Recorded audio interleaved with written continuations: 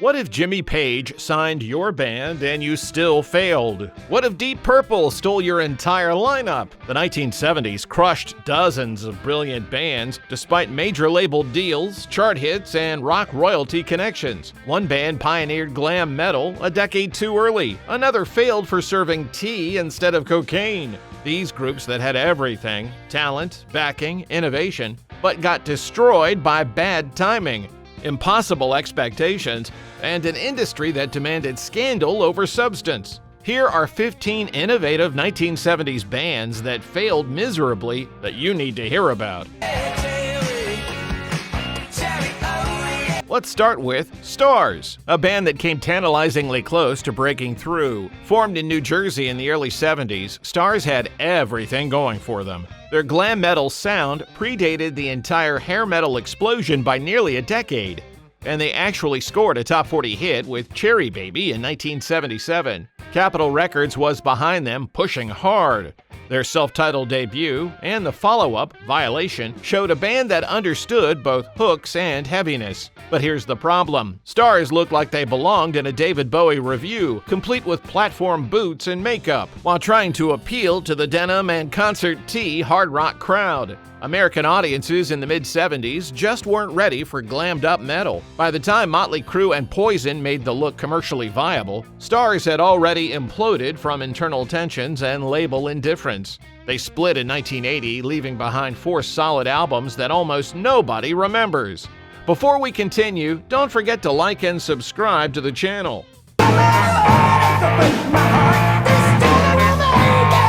Now, here's a tragedy wrapped in rock royalty connections. Detective was literally handpicked by Jimmy Page and signed to Led Zeppelin's Swan Song label in 1976. This was a supergroup featuring Michael DeBar on vocals and ex-Yes keyboard wizard Tony Kaye. Page himself believed in them enough to put Led Zeppelin's prestige behind their career. Their 1977 self-titled debut had moments of genuine brilliance, blending progressive touches with hard-driving rock.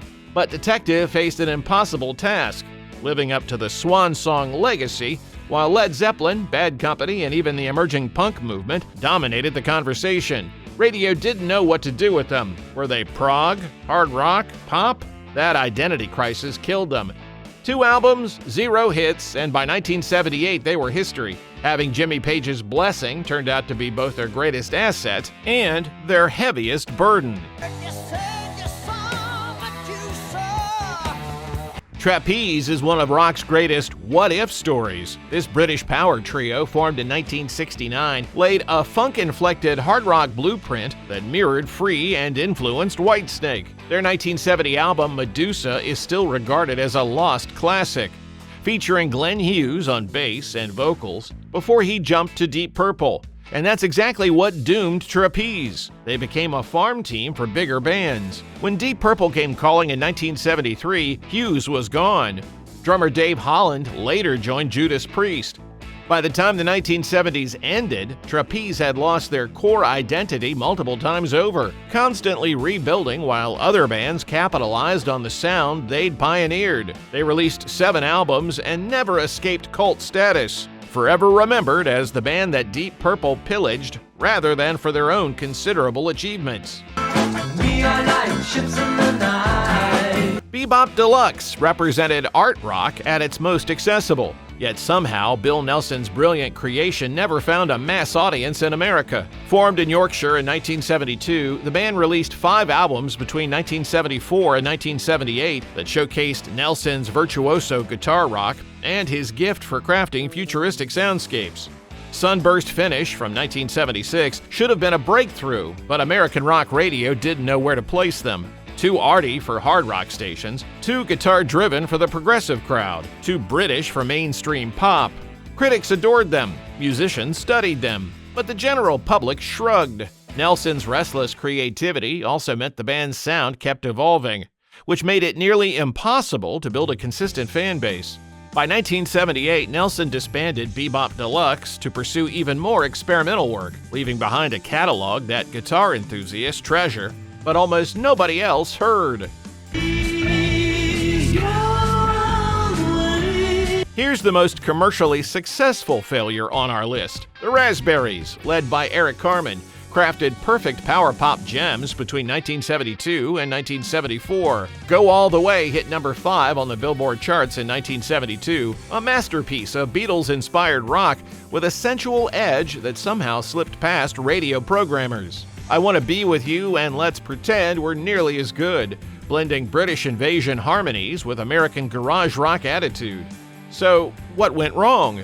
Image. The Raspberries wore matching satin suits and bow ties at the exact moment when rock credibility meant looking like you just rolled out of a van.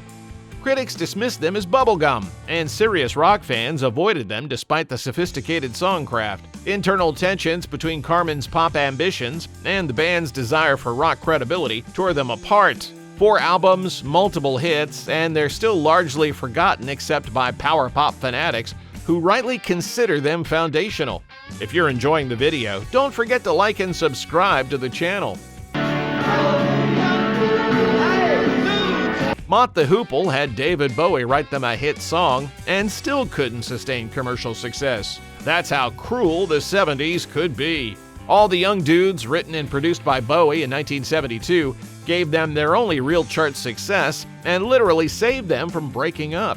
For a moment, Mott was positioned as glam rock working-class heroes, bridging Bob Dylan's influence with Bowie's stardom. Ian Hunter was a compelling frontman, their live shows were legendary, and albums like Mott and The Hoople remain classics.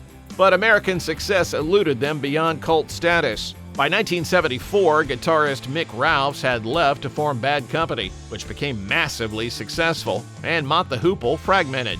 Hunter went solo, the remaining members reorganized as Mott, and the momentum evaporated.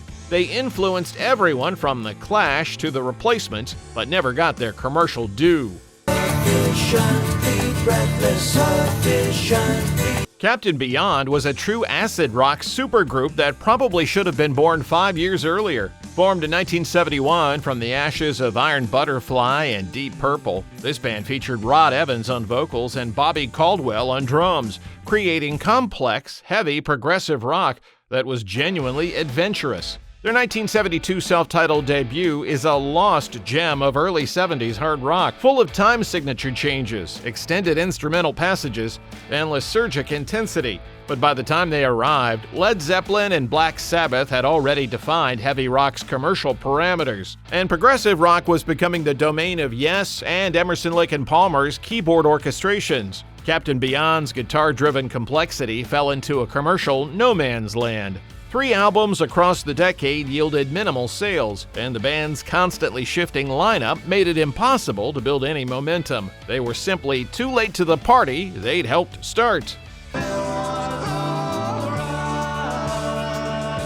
British rockers Wishbone Ash pioneered twin lead guitar harmonies, a technique that would define everything from Thin Lizzy to Iron Maiden to Judas Priest. Their 1971 album Argus remains a masterwork of melodic hard rock, and they were genuinely innovative in creating interwoven guitar parts that sounded like nothing else. In the UK, they achieved real success. In America, despite relentless touring, they never broke through. Perhaps it was their lack of a charismatic frontman, or maybe their sound was too sophisticated for the FM radio format that preferred more straightforward hard rock. By the mid-70s, progressive rock was in decline, and punk was emerging to make their carefully constructed arrangements seem obsolete. Wishbone Ash released album after album throughout the decade, each showing craftsmanship and innovation. But American commercial success remained frustratingly out of reach. Todd Rundgren's first band, Nazz, burned bright and fast between 1968 and 1970, creating power pop and psychedelic rock that was genuinely ahead of its time. Open My Eyes and Hello It's Me showcased the songwriting genius that would later make Rundgren a production legend. But Nazz imploded before they could capitalize. The Philadelphia-based band released 3 albums, each showing increasing sophistication, but internal conflicts between Rundgren and the other members destroyed them. Rundgren wanted full creative control, the others resented his dominance, and by 1970 it was over. The real tragedy is that Nazz's melodic sensibility and studio experimentation predicted the entire power pop movement and influenced countless bands. But they themselves never experienced commercial success. Rundgren went on to solo stardom and became one of rock's most important producers, while Nazz became a footnote that serious music historians would treasure. Before Ronnie James Dio became metal royalty with Rainbow and Black Sabbath, he fronted Elf, a blues rock band that toured relentlessly in the early 70s. Formed in 1967, but truly active from 1972 to 1975, Elf released 3 albums that showcased Dio's incredible voice wrapped in accessible melodic hard rock. Their self-titled 1972 debut on Epic Records had genuine promise, and opening for Deep Purple should have raised their profile. Instead, it led to their dissolution. Ritchie Blackmore recruited Dio and the rest of Elf to form Rainbow in 1975, essentially killing the band. Elf never had time to develop their own identity because they were absorbed into someone else's vision. Those 3 albums reveal a band that was still finding themselves, showing flashes of the epic metal that Dio would later pioneer, but never quite cohering into a definitive sound. They were the farm team that never got called up to the majors. British prog rock outfit Atomic Rooster featured the crazy world of Arthur Brown's keyboardist Vincent Crane and delivered heavy, organ-driven rock that was genuinely menacing. Formed in 1969, they found UK success with Tomorrow Night and The Devil's Answer in 1971, but American audiences never caught on. Part of the problem was their revolving door of members, including Carl Palmer and a very young Paul Hammond. Their sound was too dark and keyboard-heavy for American hard rock fans who preferred Guitar Heroes, and too aggressive for progressive rock listeners who wanted conceptual sophistication. 5 albums between 1970 and 1974 showed a band with genuine ideas, but the constant lineup changes meant they never established a consistent identity. Crane's personal struggles with mental health also undermined the band's ability to tour and promote effectively. They influence the darker side of prog, but remain almost completely unknown outside UK collectors. Illinois rockers Head East achieved the impossible. They had a massive hit with Never Been Any Reason in 1975 and still ended up forgotten. That song reached number 68 on the charts, but became an FM radio staple, a driving, feel-good anthem that perfectly captured mid-70s optimism. Their album, Flat as a Pancake, went gold, and they seemed poised for major success. But Head East could never replicate that breakthrough. Follow-up albums showed competent Midwest rock craftsmanship without distinctive personality.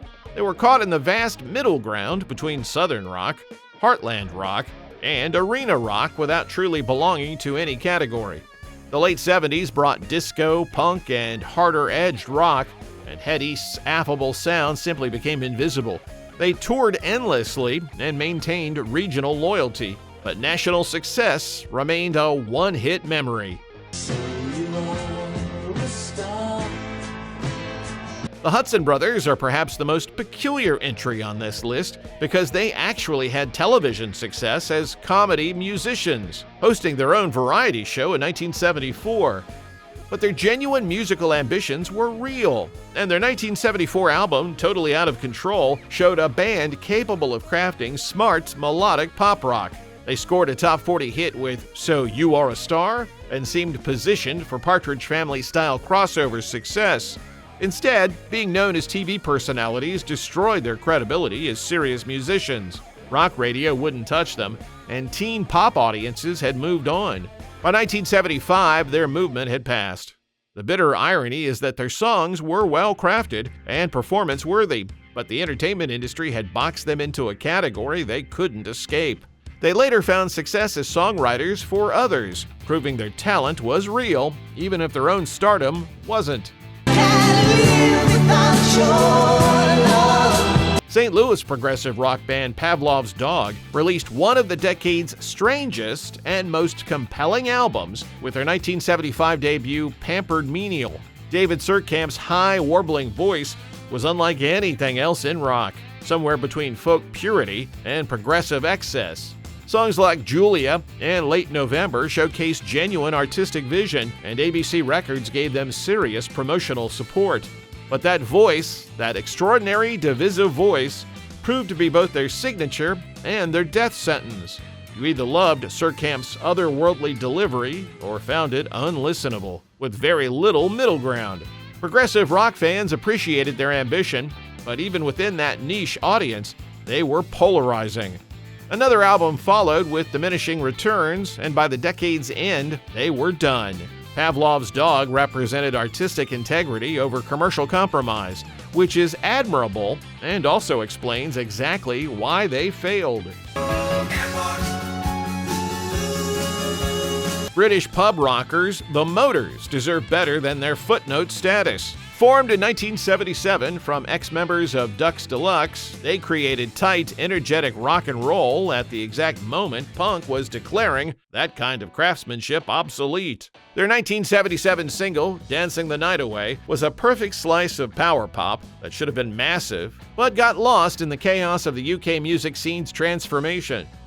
They had the hooks, they had the energy, but they lacked the aesthetic rebellion that made punk commercially viable, or the slickness that made new wave palatable. Two solid albums, one, and approved by the Motors, went nowhere despite critical respect. Nick Garvey and Andy McMaster were talented songwriters stuck in the worst possible timing. Too conventional for punk, too raw for mainstream pop, arriving just as the industry was being completely restructured. The Motors proved that being good was never enough when the entire culture was shifting beneath your feet. 15 bands, hundreds of talented musicians, millions of dollars invested, and countless brilliant songs that most people never heard. The 1970s promised that cream would rise to the top, but the reality was far messier. Bad timing, image problems, industry indifference, and sheer bad luck buried artists who deserved so much better. Which band do you remember from the 70s? Leave a comment below, and don't forget to like and subscribe for more music adventures.